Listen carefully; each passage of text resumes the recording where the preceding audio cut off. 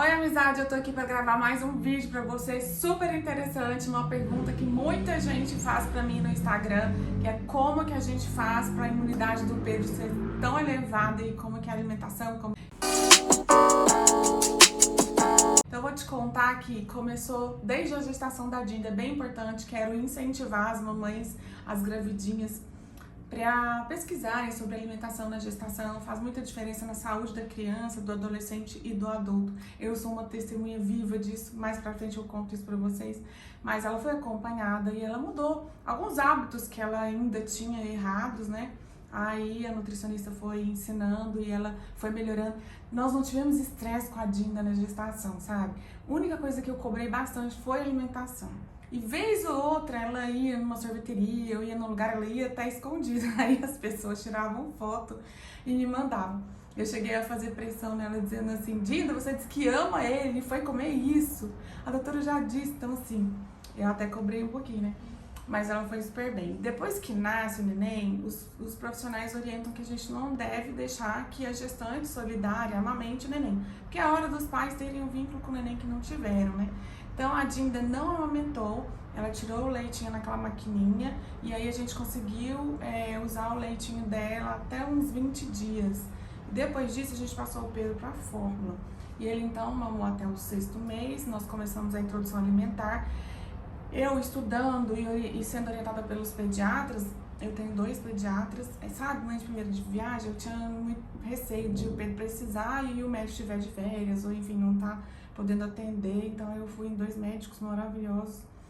E aí, a alimentação dele, a gente começou com aquele sistema de BLW, sabe? Então ele mesmo, ele tinha contato com o alimento, para ele testar a textura, o gosto, com a mãozinha dele, e a gente deixou fazer aquela bagunça, né? Muita gente não tem paciência de deixar, né? Às vezes babar, não tem paciência porque faz bagunça e dá a comidinha na boca, e nós nunca fizemos isso. Ele, inclusive hoje, com 3 anos e meio, se você tentar dar comida pra ele, ele não aceita, porque ele se acha todo independente desde então.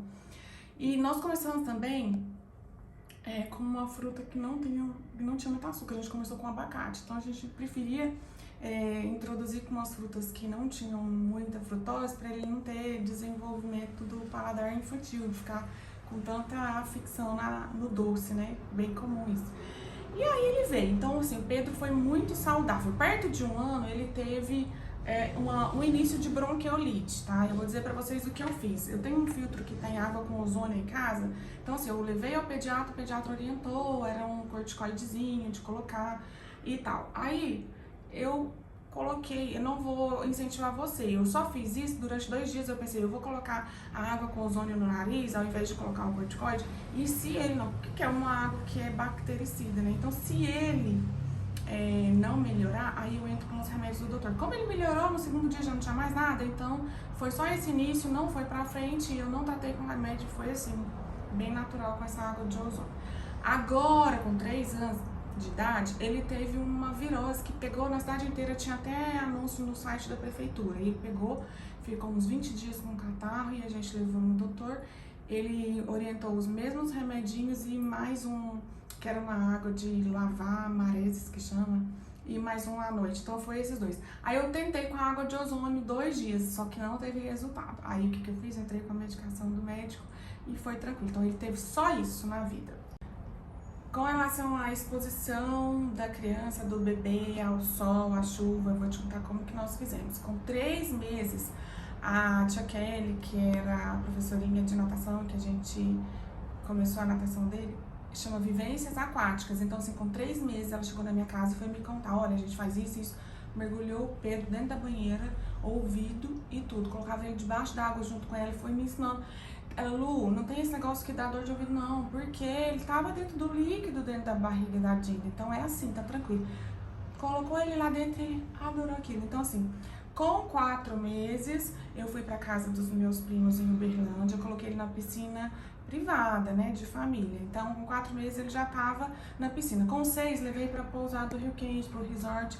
Então, desde os 6 meses, ele viaja pra lugares que tem piscina. Eu entrava mais cedo, quando não tinha gente. Também fazia essa prioridade com ele para não ter muita gente.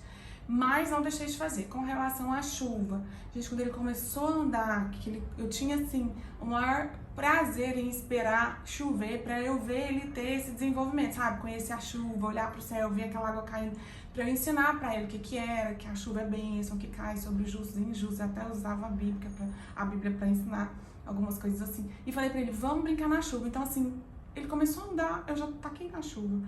E nunca teve nada, sabe? E até hoje, quando ele vê chuva, a gente vai tomar banho de chuva.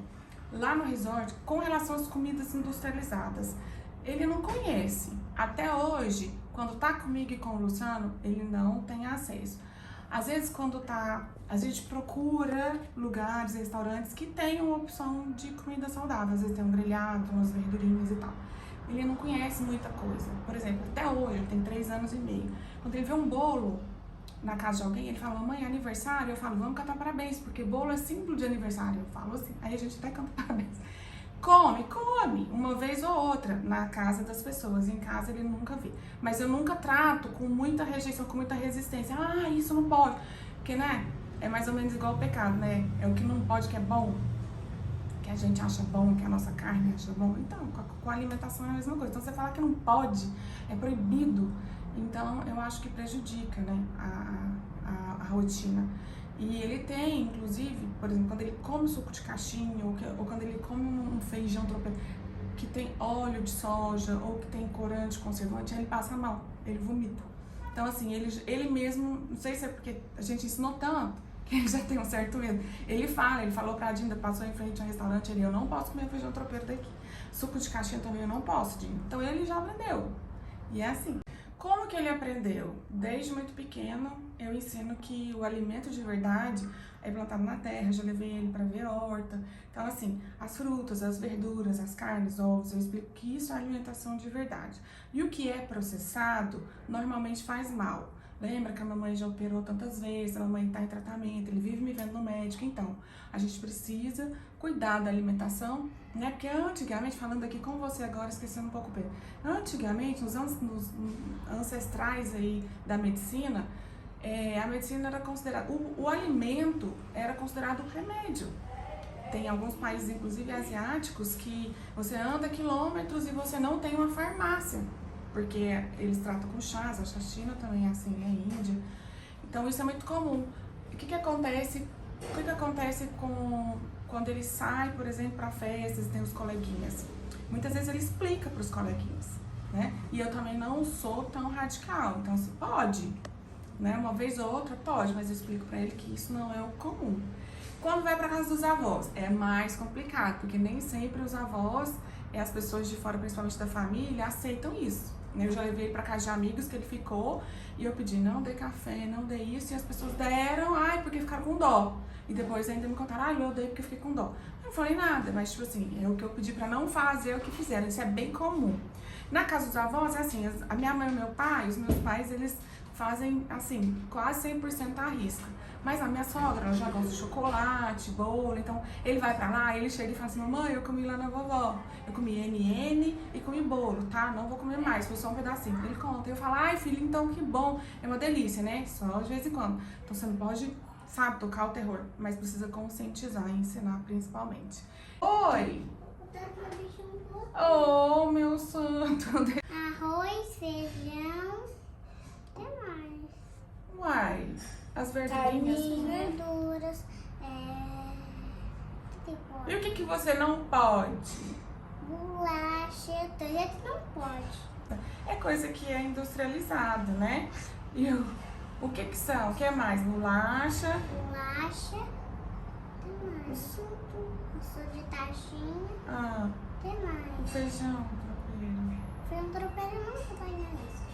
No Ele- dia do meu aniversário. É, Não vou ganhar feijão tropeiro. não vai ganhar feijão tropeiro, meu santo? Deixa eu ver o que mais, tô esquecendo. Acho que é só, né? Eu acho que é chocolate. Ah, chocolate também não é legal, né? É assim, comer uma vez, né? Outra, pouquinho só, né? Não pode comer, mamãe. Ah, não sei. As coisas podem comer, Eu mas sei. tem que ter equilíbrio. Eu sei remédio de outra pessoa. É, remédio de outra pessoa não pode comer. Muito bem.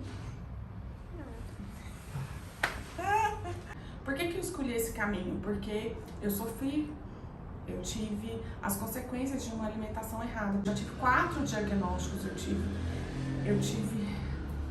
um caminho sofrido. Então, eu penso que foi por causa da alimentação, porque eu comia muito errado. Eu comia doce todo dia, eu era viciada em açúcar e o açúcar é um veneno, né?